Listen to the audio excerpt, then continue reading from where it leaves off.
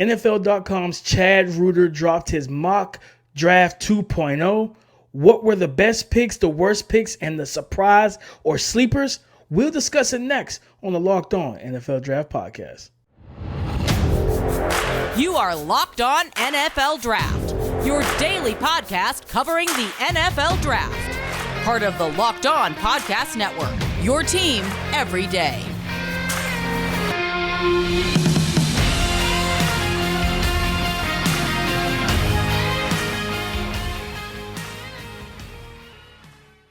What's up, family? Welcome back to the Locked On NFL Draft Podcast, your daily podcast covering your favorite draft prospects, part of the Locked On Podcast Network, your team every day. I'm your boy, Damian Parson, always on the ones and twos. You can find me on Twitter at DP_NFL. I'm a national scout with the Draft Network and your favorite and local running back guru. And this mock draft Monday, we got to talk about championship things on this podcast like we always do with my boy Keith Sanchez. You can find him on Twitter at TheTalentCode. Keith, talk to him, baby. Yes, sir. Locked On family. What's going on? This is Keith Sanchez, senior draft analyst with the Draft Network. Man, and like DP says, 2019 national champ. Yes, LSU Tigers, best college football team ever graced the football field, man. In my humble opinion, I must say. But DP, you know why we're here, man. We're here to bring championship level content to the NFL draft. But DP, it's mock draft Monday, man. And we have a special mock draft from our guy, Chad Reuter, over at NFL Network, NFL.com, I believe. And he has quite a few trades. This has probably the wildest mock draft I have ever placed my eyes on. DP, let's jump into it, man. It's definitely a wild one, Keith. But before that, this episode has been sponsored by BetterHelp. BetterHelp connects you with a licensed therapist who can take you on a journey of self-discovery from wherever you are, on your couch, wherever. Visit BetterHelp.com/lockedon today to get 10% off your first month. Keith, you know how we like to do it. We started off with the good news, Keith. This is a wild mock. What's your best pick out of this wild 4-round mock from Chad Reuter? Yeah, okay, so I'm going to go right down to Tampa Bay, man. It used to be Tampa Bay. It's Tampa Bay now. Tom Brady retired because they couldn't protect him. Right now they have a battle between Baker Mayfield and who is it? Kyle Trask? Kyle Trask. So that's a hell of a battle, right? So if you want any type of productivity out of those two quarterbacks, man, you have to protect them. And he has Broderick Jones, Georgia offensive tackle Broderick Jones, going to the Tampa Bay Buccaneers, which I really like. You have Tristan Wirfs on the right side. Now you slide Broderick Jones on the left side, which, I mean, you know, DP, we talked about the Ike McQuanu comp, right, with Broderick Jones, and I don't mind a Tristan Wirfs-esque type comp, right? When you talk about guys that people wonder, like, hey, are these guys just, you know, straight maulers, right, in the run game? But these guys, these are dancing bears. They have good feet. They're finishers. Should be plug-and-play guys. And obviously everyone who's been listening to this podcast knows that I'm extremely high on Broderick Jones, man. I think he's old tackle one. I really like what he does, you know, just in the run game, but then also in pass protection. There's room to grow, but I think he plays at a high level now. So this was probably my favorite pick that I've seen in the first round.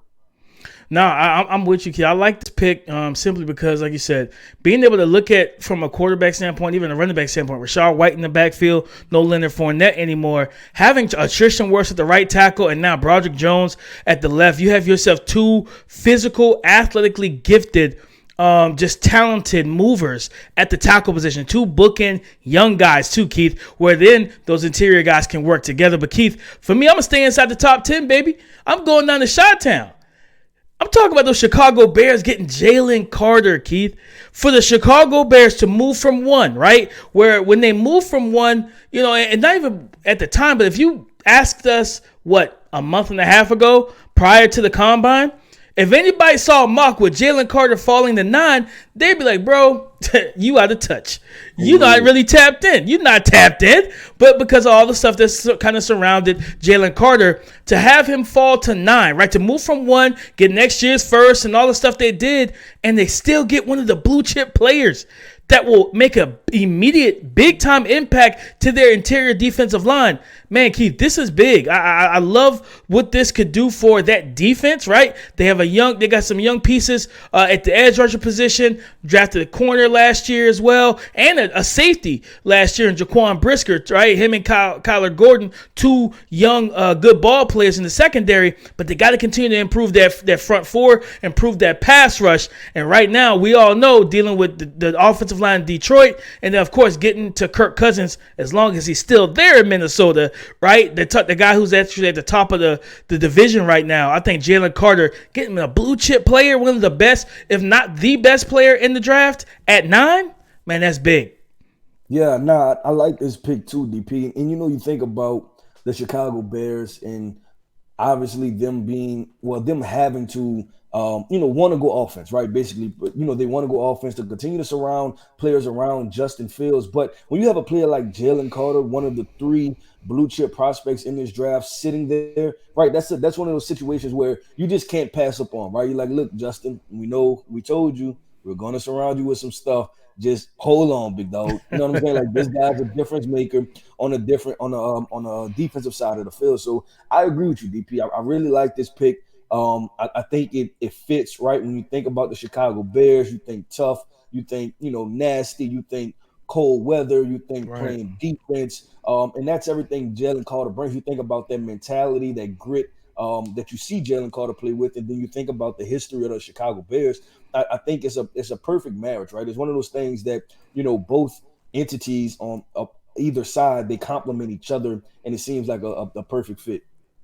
No, 100%, Keith. Just bringing that, like I said, bring that attitude, right? And I believe the saying, make sure, you correct me if I'm wrong, that the old term was the monsters of the Midway was for the Chicago Bears defense, back in their prime time. So it's like getting that defense back up to speed, man. And then, trading away was like last offseason, trading away a Khalil Mack, right? And that trade, Keith, you lost your best defensive player, an impact player on the defensive line that we saw have a big impact for the Los Angeles Chargers last year, right? Well, now you need to go ahead and get you another impact player. And the Jalen Carter can also, those young edge rushers that you have, right? Tre'Vius Gibson and Dominique Robinson, who's a developmental prospect, those guys on the edges, they'll see a little more one-on-one type of coverages with Jalen Carter on the interior, as well as you improve the defensive the second level of the defense, right? Remember in free agency, they got TJ Edwards and Tremaine Edmonds, Edwards from the Eagles at linebacker, and Edmonds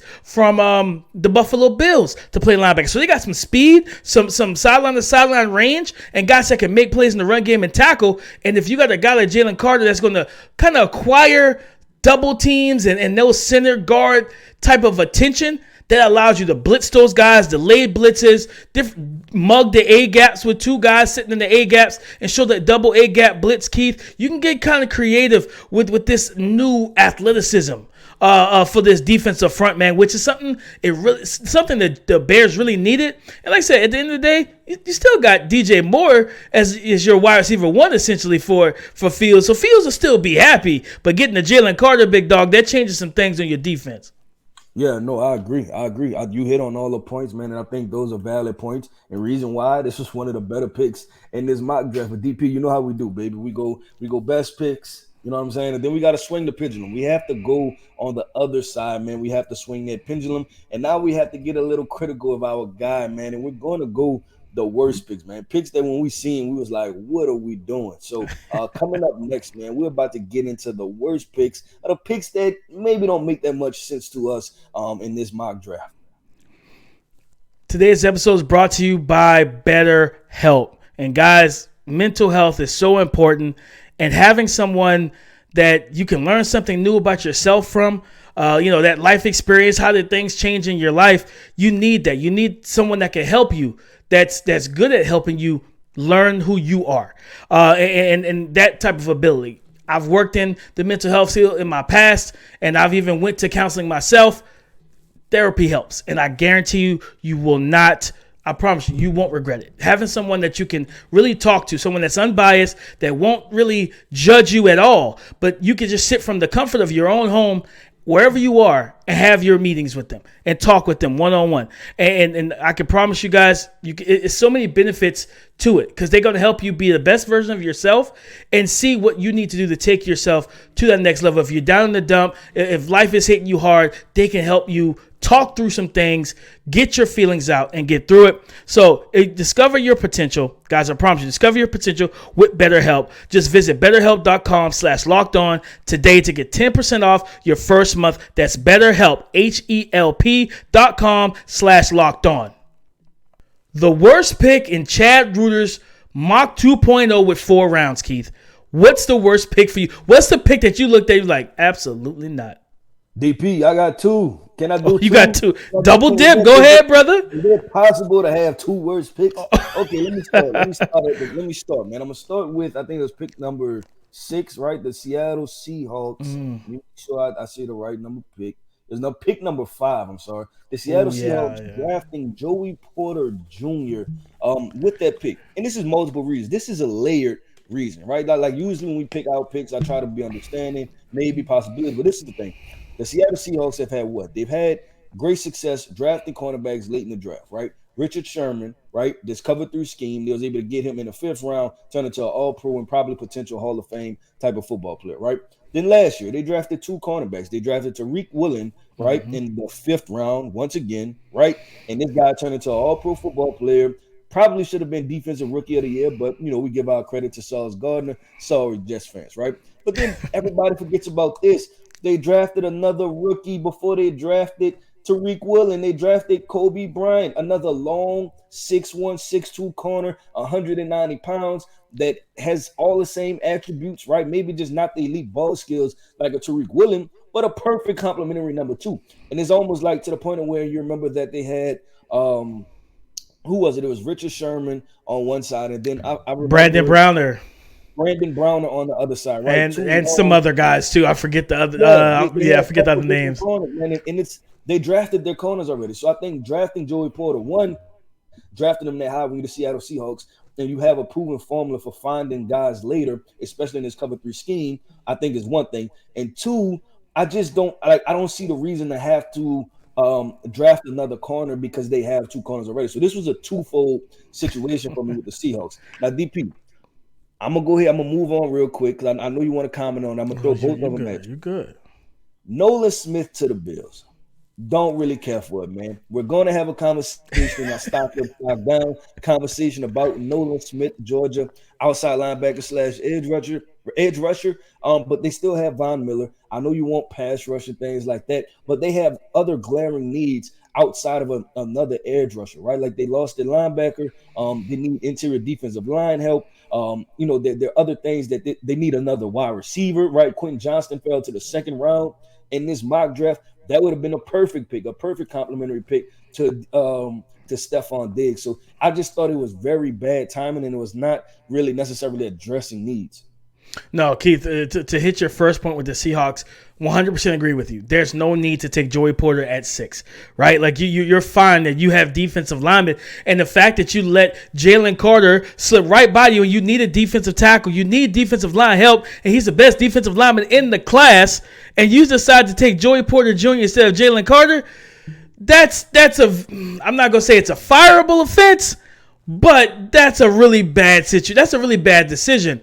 And the Nolan Smith one, when I saw it, my eyebrows raised like I was The Rock.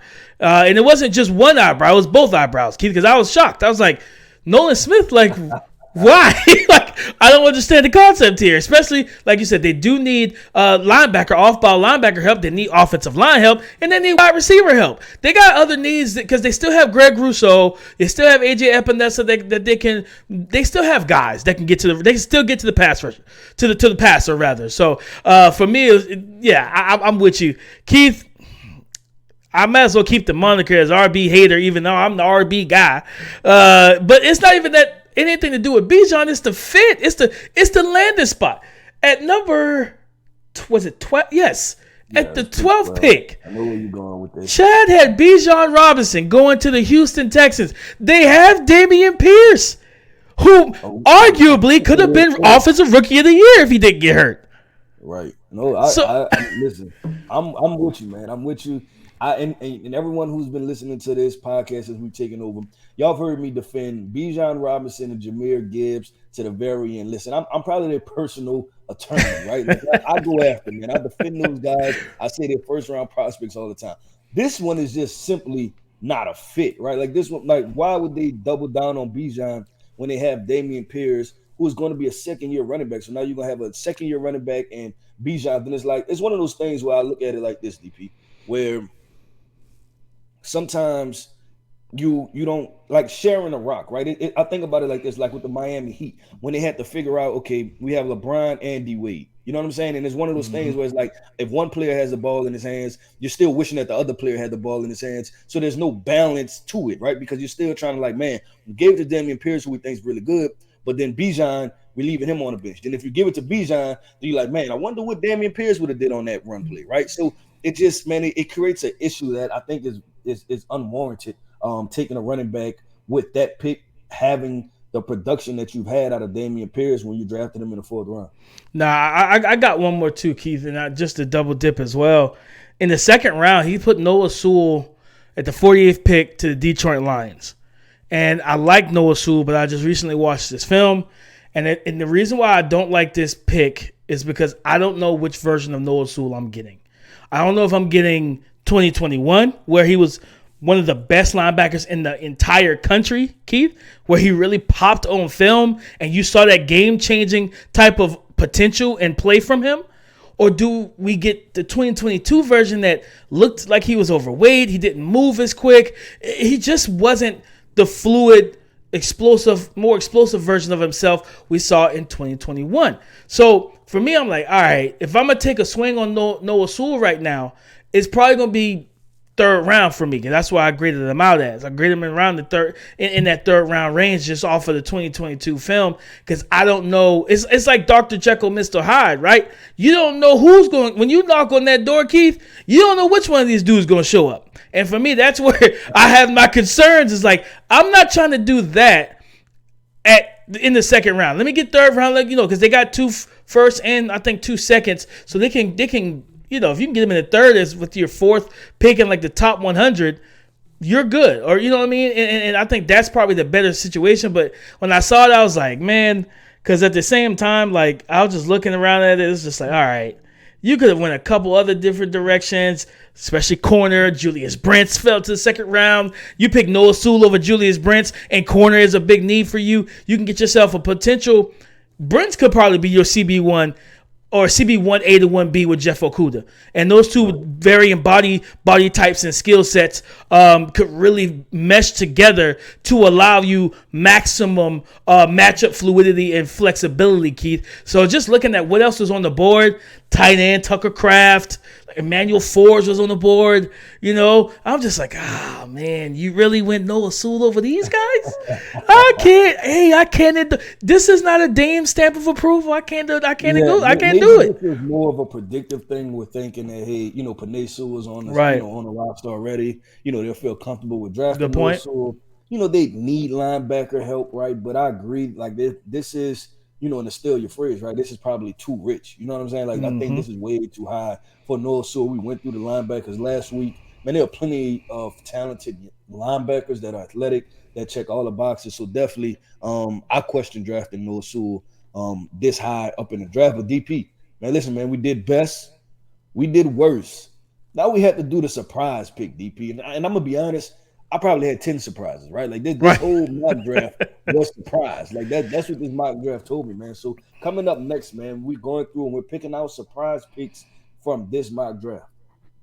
The NBA playoffs starts this week, guys, and it's no better place to get in on the action than FanDuel, America's #1 sports book. That's because right now new customers get up to you can really step up and get you a no sweat first bet up to $1,000. That's bonus bets back if your first bet does not win. Guys, just go to FanDuel.com/lockedon to sign up, place your first bet, and get in on the action. I'm telling you right now, money line, point spread, point scores, threes drained, all of it. And what's great is that they allow you to combine your bets for a same game parlay with the same game parlay at a chance to get a bigger payout. So all you have to do to don't miss your chance at a no sweat first bet up to $1,000 in bonus bets when you join FanDuel today. Just go to FanDuel.com/lockedon to sign up. FanDuel, official partner of the NBA. Sleepers, surprise, all of it, Keith. We're going to tap in right now. When you looked at this 4-round mock, Keith, I went through all the picks too. I just wanted to make sure I wasn't missing anything. What surprised you, or what sleeper picks, did you come really kind of eyeing yourself on? You're like, you know what? This was for me. Yeah, DP. So usually we do sleeper picks, right? Like, the sleeper pick. But DP, we had to scratch that. We had to go surprise picks. This mock draft, we had to throw sleep out the window, and we had to go surprise picks. Surprise. It didn't take me long to be like, yeah, this is wild, man. The Minnesota Vikings going after Will Levis, man. I thought that was a surprise move because you're talking about offloading Kirk Cousins. You're talking about a team that had, a really good year last year. They were number 2 in the NFC, number 2, right? They were number 2 seed. Yeah, I think so, yeah. The NFC, yeah, so they had a fairly productive year. Obviously, him and Justin Jefferson have chemistry. And then you bring in Will Levis, who we talk about as a quarterback that may need to sit just a little bit, right?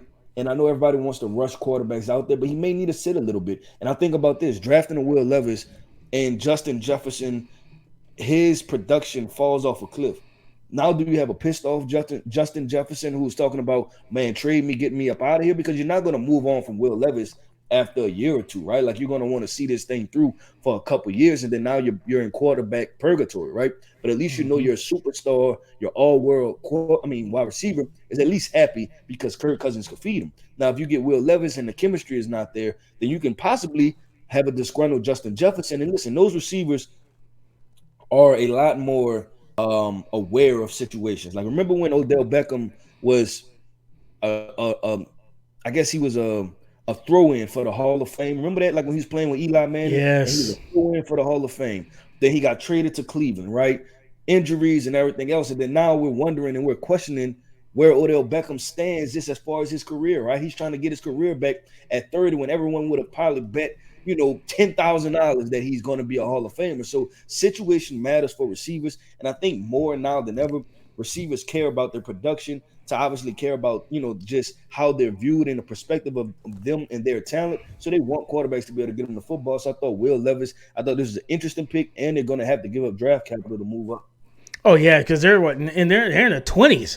You moving from the 20s to the top 10, like you 100% are giving up some premier and premium draft capital, Keith, for future years to get up that high. And like you said, at the end of the day, it's like, all right, that situation could be kind of volatile because a lot of the talk, as you know, is that, Kyle Shanahan, he has his type. So he has his type of quarterback, and Kirk Cousins is a guy that he's coached before. So if he's going for Kirk Cousins and all this other stuff, is to move up to 10 for Will Levis, who, like you said, is kind of a project, a guy that, he ran 2 NFL offenses in college, but he didn't actually run them like the best. He didn't look the greatest in them. So it's like, if that's the case, I don't feel comfortable starting him right away. And it's like, okay, are you moving up to get him and have him sit behind Kirk Cousins for a year? I don't. It's kind of tough for me, Keith. But this is a situation that I've heard to keep monitoring on, that if he starts to slip, that the Vikings, from people out there in the know, that the Vikings have had their eyes on Will Levis, because he does fit that Kevin O'Connell scheme. But moving up top 10, man, if he falls to pick 18, yeah, cool, move up 8 picks, 7 picks. But moving up like another 10, 15, that's too little, too much for me. You know me, too rich for me, baby. It's a little too rich for my blood. Key for me, man, it was seeing the Las Vegas Raiders trade back up in the first round to get a quarterback, to get Hendon Hooker, the star quarterback out of Tennessee, Keith. And I think for me, why this was surprising was I like Hendon. I like what he could be. Do I view him as a first-round player? No. Now, do I believe in the saying, if this is your guy, go get them. Go get him, right? Perfect. But you also had the 7th pick in the first round, right, Keith? And the Raiders, if you really like, it's hard for me to be like to believe, man, Hendon Hooker's their guy. Like so just out of everybody. Would you rather them have been at the number 7 pick and been like, you know what, and been ultra aggressive and just go get the number 1 or the number 2 pick, rather than, you know, taking the number 7 pick and then you rather than moving back up into the back end of the first round and taking a flyer on Hendon Hooker? Yeah, I mean, plus I feel like you could get Hendon Hooker in the second. Like, I feel like he could be there if you want to move to the top of the second round. Now, don't get me wrong. I understand the thought process as well is that 5th-year option, right, for a quarterback. Now, to be fair, when he hits that 5th-year option, he's going to be 30 years old. So, let's just, just to put that context out there, Hendon Hooker's going to be 30 when that 5th-year option comes around because he's already 25. So, I just feel like that was a surprising pick to me to see Hendon Hooker landing in Las Vegas, but then moving back into the first round to pick him when I feel like there's other guys that, they just could have went. They're at 7. Move to 3 with the Cardinals, right? And go get one of the top four quarterbacks. Now, again, like I said, it's just a surprise to me. But if Hendon Hooker's their QB1, I mean, Keith, if he's QB1, why not pick him at 7? If that's your top QB. So that's a pick that really kind of surprised me when I went through the whole draft. I was like, whoa, okay. So they moved back up for a quarterback instead of moving up from 7 to get a quarterback. Yeah, no, I mean, I look at that from multiple different angles, and you wonder just because we've been so critical of Josh McDaniels, but I think part of it is warranted, right? Like outside of working with Tom Brady in New England and, a little bit with Jimmy G and Matt Castle, I think for, a brief stint. Like outside of that is like, who is Josh McDaniels, right? Like what are his decision, how does his decision making happen, right? Like, what does he prefer in a quarterback? Like, what is the system? I continue to say this, man. Like, the Las Vegas Raiders going into last year, they thought they had a franchise quarterback and an MVP guy. Mm-hmm. 6 months later, he's not on the roster anymore. He's not on the roster. The only thing that changed was the head coach. And so I like Josh McDaniels is in a point, and I know he has multiple Super Bowls from being an OC. But as a head coach and the lead decision maker, he has some things to prove to me when it comes to the quarterback room, because I want to see how he's able to fit quarterbacks in the situation. And Hendon kind of scares me because we've only seen his most success with that Tennessee scheme, right? So it's like, how accurate is this guy? Like, is he able to drive those 10, 15-yard dig routes? Is he able to, accurate ball placement, back shoulder throws, all of these different things that we just didn't necessarily see? Not that I'm saying that he can't do. But for the Raiders to take a gamble on him, it'll be a weird fit for me. No, it's a tough call and a tough ask, Keith. But guys, listen, that's Mock Draft Monday. Chad Reuter's Mock 2.0. He did 4 rounds, a lot of trades, a lot of surprises, a lot of stuff that really gonna catch your eye. So check it out. But listen, we appreciate all the love as always, guys. Go subscribe or follow for free on YouTube or wherever you listen to podcasts to get the latest episode as soon as it is available. Thank y'all for making Locked On NFL Draft your first listen today and every day, Monday through Friday. Tomorrow's episode, it's Tuesday. We know we got some this or that, and of course, it's Dame's Dudes, baby. You already know what time it is. So come back in with us tomorrow, guys. We appreciate everything. For Keith Sanchez, you can find him on Twitter at TheTalentCode. I'm Damian Parson. You can find me on Twitter at DP_NFL. Come and join the conversation again tomorrow on the Locked On Podcast Network. Your team.